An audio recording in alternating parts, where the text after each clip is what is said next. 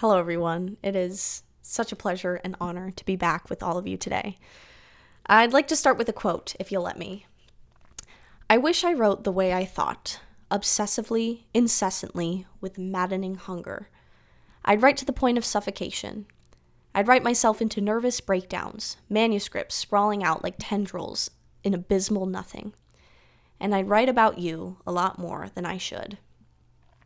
Now, I don't know who wrote this. I wrote it haphazardly in my journal in August, but it has really stuck with me through the months. And with that, I'd like to be one of the first people to tell you, happy intense October. Even though we're halfway through the month, I think I can very confidently say I'm the first, if not one of the first people to tell you happy intense October specifically. Now you might be asking yourself, what is an intense October? And I'd love to explain it to you. Alas, I cannot. It is not a phenomenon that can be put into words. It is a feeling. It's something based on vibes and delusion exclusively. Many have tried, many have failed to describe an intense October. Bim and I actually did a pretty good job of it in one of our podcast episodes. I think it's literally called Intense October. So you can listen to that and see if you can get a feel for it. But I'm going to try my best to explain it here. The phrase Intense October was coined in October of 2021. But for me, the inaugural Intense October was October of 2020. Let me set the scene. My parents had decided to take out all the carpet in their house and replace it with hardwood floors. And my room at the time had carpet, so we had to rip everything out and put in hardwood floors. And when doing this, the people putting in the floors, they moved my bed, because obviously you can't put hardwood floors down under a bed. So they had to move it, and when they moved it back, they put it on the opposite wall that it once was. And when I came into the room, I was like, haha, this is funny. Garrett, come help me move it. But then I was like, you know what? No. This actually like kind of feels right. They say feng shui is a thing, and I never really felt that it was a thing until that moment. Back in the day, when I was a child, very, very young child, I had my room situated like that. Like my bed was against that wall that they had now put it on. So when I walked in and saw it like that, it kind of felt like a return to form. And I can tell you to this day, my bed is still on that wall that it got moved to in October of 2020.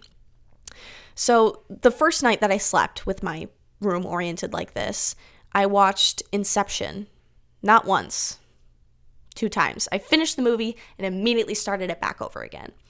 And the next morning, when I woke up, I just have this vivid memory of the way the air felt, the way I felt, this weird like hollowness in my body. And there are some times, even now, even 4 years later, where I'll wake up and I'll feel that same feeling. That is Intense October. It's a month where a lot of small but life-changing things happen in the beginning, and it just sets you up with this like vivid time in your life, and it bleeds into the rest of fall. Bim and I have also described this moment of an Intense October moment. It's an event that occurs at the beginning of the month usually that kind of sets you on this trajectory. Very famously in October of 2021, I hit a deer with my car. And I know I use the term changed my life very loosely, but I really think when I hit this deer with my car, it changed my life. It really did. And it kind of just like jump-started me into this like next chapter of my life. So October is usually a big month for me. It's a big playlist month for me. It's a big life happenings month for me. And I have attached myself to it fully, with no regard for how it will affect me mentally. But yeah, there have been some themes I've been really thinking about that have been percolating in my head for a while now, and I really think they're coming to a head this month and probably the rest of fall. So I thought I'd share some with you today. The first one being that quote. I've really leaned into journaling since I moved out. Since I've been on my own, I feel like I've felt this necessity just to keep some sort of record of my life, some sort of record of what's happening inside my head. Because a lot of the time, I don't tell anyone about what I think or how I feel at all, ever. And it gets a little lonely. And something about the act of just like putting pen to paper, the act of writing something down, whether it's like actual stuff that I need to write down, like something as trivial as a grocery list or something as monumental as like the thing that's really mentally blocking me at some point. Just putting pen to paper really just calms me down and it lets me be present, be there. And I've really just felt like I need to keep some sort of record of my existence because I don't let anyone into myself. And it's allowed me to go back and read some of the entries that I made like 2 years ago. And I think about the person who wrote them and I feel connected to her. And I feel like she's supporting me. It's like making your own Good Luck Charlie video diaries for yourself. That's kind of how I feel journaling for me. And I feel like when I don't feel connected to myself or can't feel connected to a past version of myself, that's when I really feel like I'm floating in nothingness. That's when I feel like I can't find my footing. I don't know what I'm doing in this life. I don't feel like I have any sense of purpose. I just wake up in existential dread and I go to sleep feeling nothing. And it's awful. And I don't like it. But I feel like the thing that really grounds me in this life is my memory and is my attention to detail. And it's all the things that I say to myself and I say to other people and other people say to me. And all of these little things make up your life. And I'm so nervous. I'm anxious every day that I'm going to forget everything. That I'm just going to be a person without recognizing all the little steps that took me there. All the people that have helped me along the way. And I really just don't want that to happen. I couldn't live with myself if I let that happen. If I just felt like I existed on a plane of nothingness with nothing rooting me into the ground. And I feel like this goes into another theme that I've been exploring recently.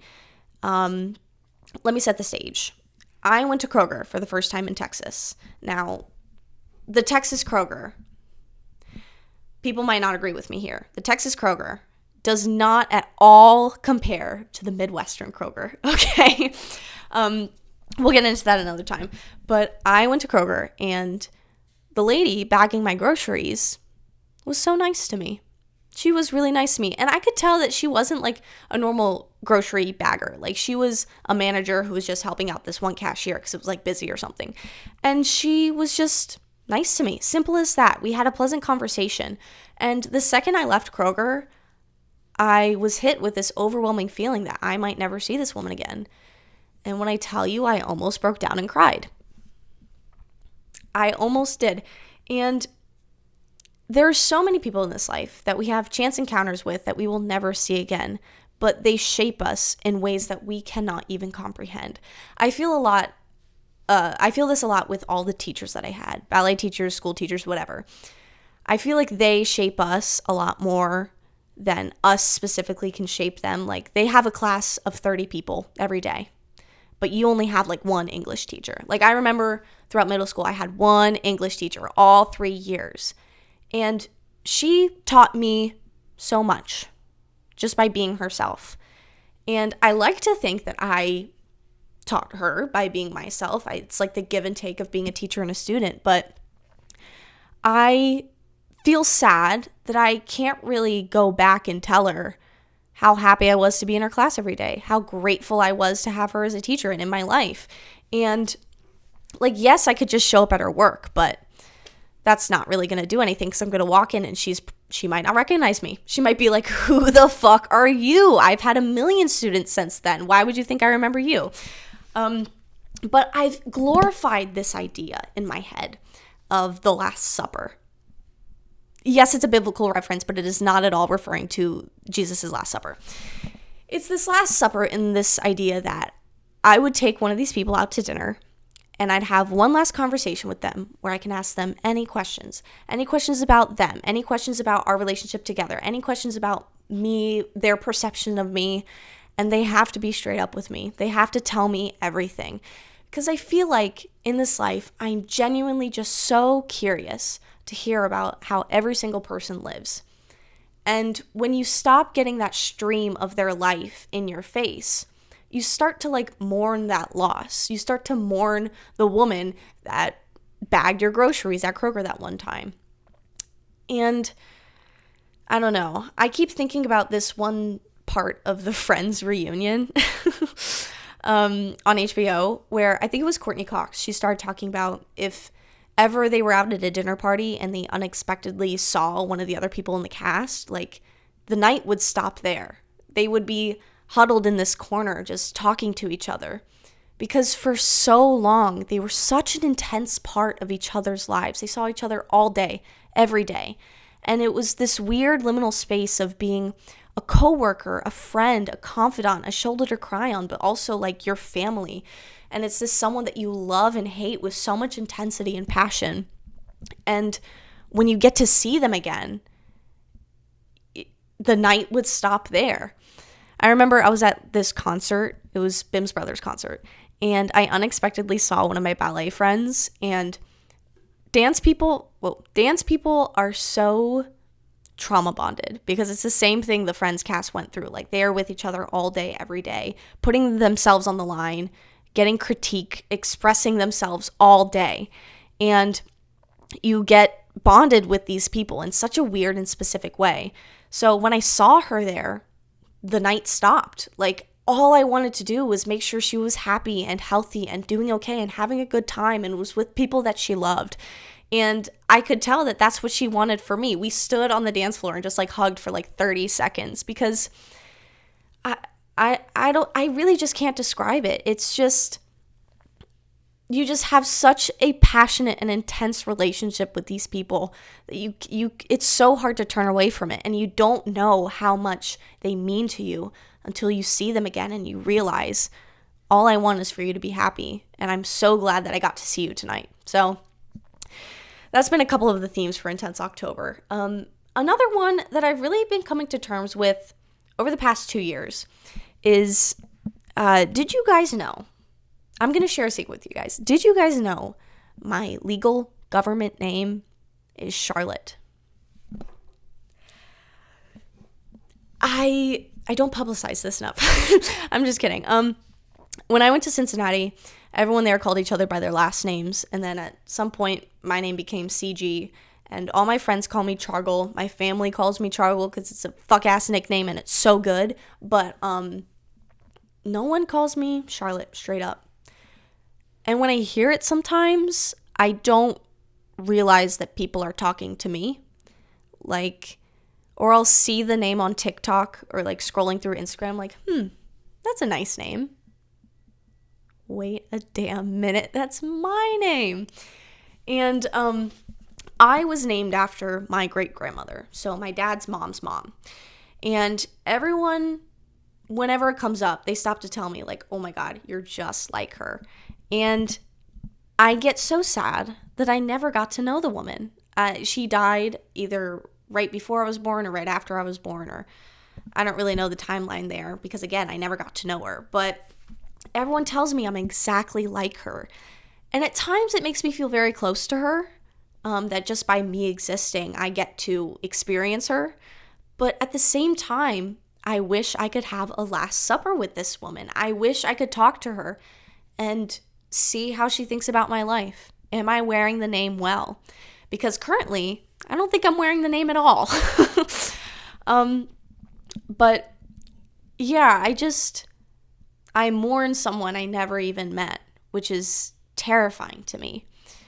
And I remember being in this contemporary class last year, and we had contemporary classes my second year taught by this husband and wife duo. Some people will call them Glimmer and Shimmer. I, however, preferred to call them husband and wife because I just thought it was funny. But she walked in and saw all of us just like looking like zombies, being really tired and not being able to dance a lick because we were so tired.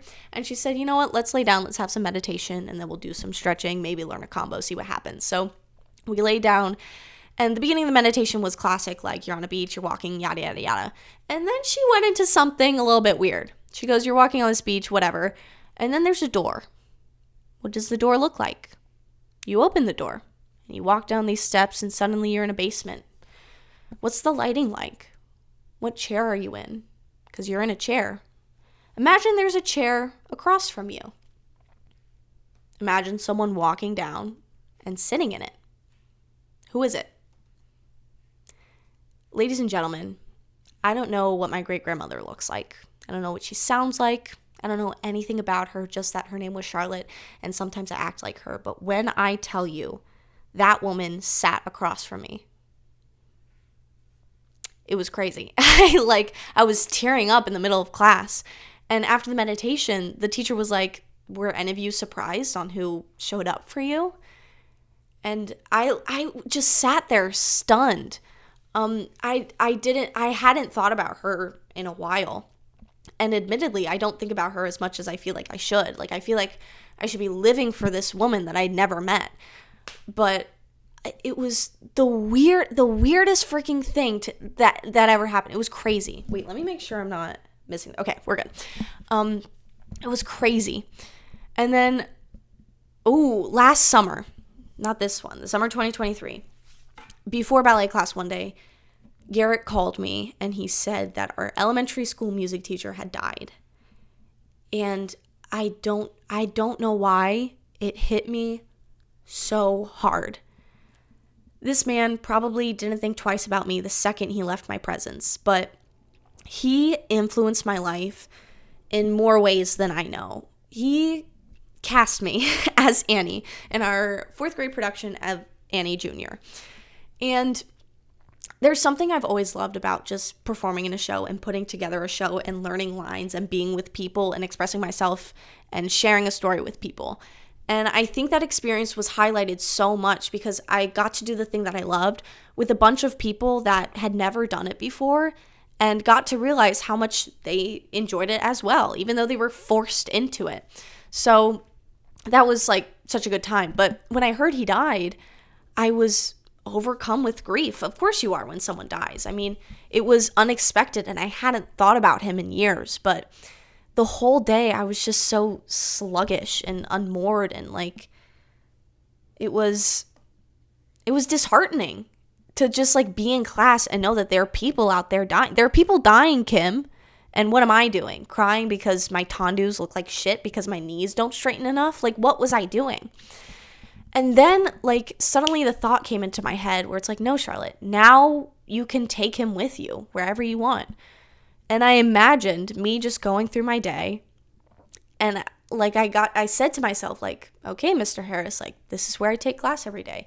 This is what I do here. This is what I do there. And it made me feel so delusionally fulfilled. It made me feel like I had some sense of purpose, and it made me feel like I had some sort of control in this situation.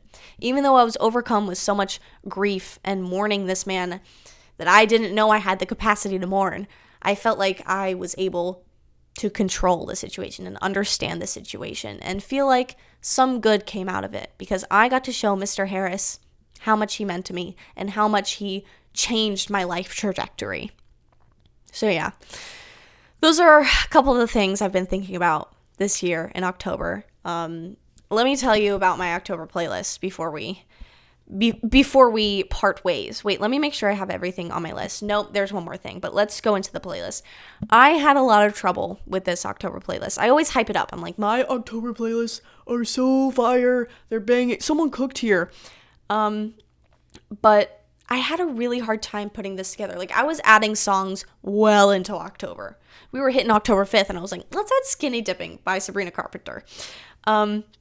But let's go some highlights. 91 by Bleachers, Glitter and Honey by Delwater Gap, Faded by Suki Waterhouse, Think Twice by Suki Waterhouse, Be Cool by Maggie Rogers, The Girl Is Mine by Michael Jackson featuring Paul McCartney, Frances by Role Model, Honey by The Lone Bellow, Something on Your Mind by The Brook and the Bluff, I Suppose by Prince of Eden, Okay, there's so many I could do.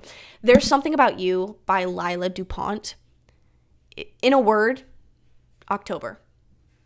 When I heard that song for the first time, I said, yes, this is exactly what I'm looking for. Same thing with Honey by Lil Bello. This was exactly what I'm looking for. Let's see. I think Helena by John Craigie is also exactly what I looked for. But my last thought before I leave you today is there is no amount of caring for others that will make yourself feel cared for. Point blank, period.